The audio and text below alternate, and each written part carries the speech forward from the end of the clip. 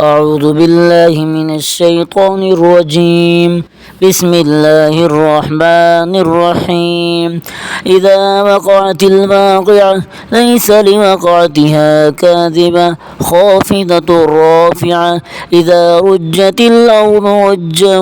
وبست الجبال بسا فكانت هباء منبثا وكنتم أزواجا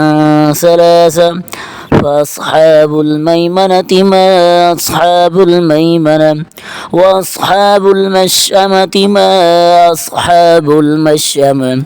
والسابقون السابقون أولئك المقربون في جنات النعيم.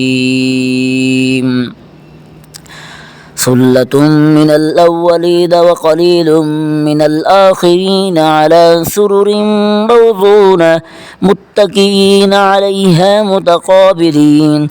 يطوف عليهم ولدان مخلدون بأكواب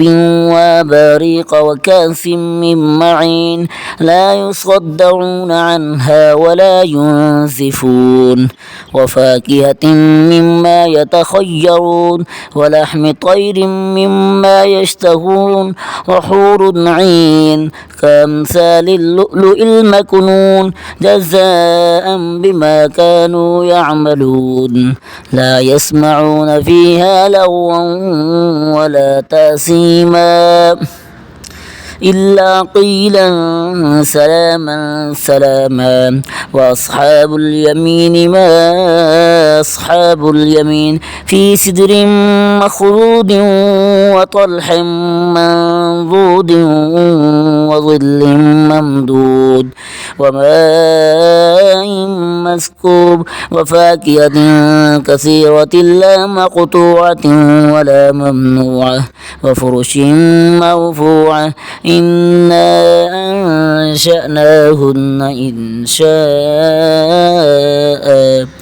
فجعلناهن أبكارا عربا أترابا لأصحاب اليمين. ثلة من الأولين وثلة من الآخرين. وأصحاب الشمال ما أصحاب الشمال في سموم وحميم وظل من يحموم لا بارد ولا كريم إنهم كانوا قبل ذلك مترفين وكانوا يصرون على الحنث العظيم وكانوا يقولون أئذا متنا وكنا ترابا وعظاما أئنا لمبعوثون أو آباؤنا الأولون. قل إن الأولين والآخرين لمجموعون إلى ميقات يوم معلوم ثم إنكم أيها الضالون المكذبون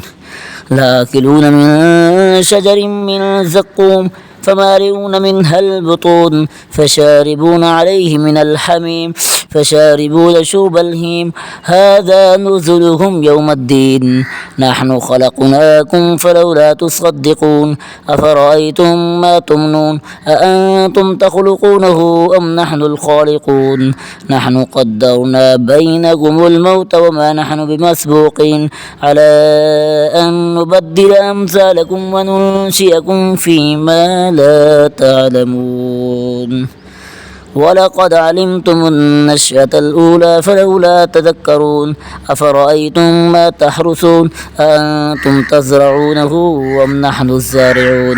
لو نشاء لجعلناه حطاما فظلتم تفكهون إنا لمغرمون بل نحن محرومون أفرأيتم الماء الذي تشربون أنتم أنزلتموه من المزن أم نحن المنزلون لو نشاء جعلناه جاجا فلولا تشكرون أفرأيتم النار التي تورون أأنتم أنشأتم شجرتها أم نحن المنشئون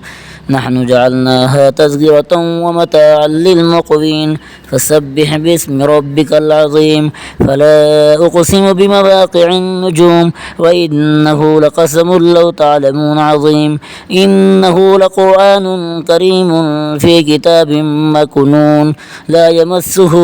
إلا المطهرون تنزيل من رب العالمين أفبهذا الحديث أنتم مدهنون وتجعلون رزقكم أنكم تكذبون فلولا إذا بلغت الحلقوم وأنتم حينئذ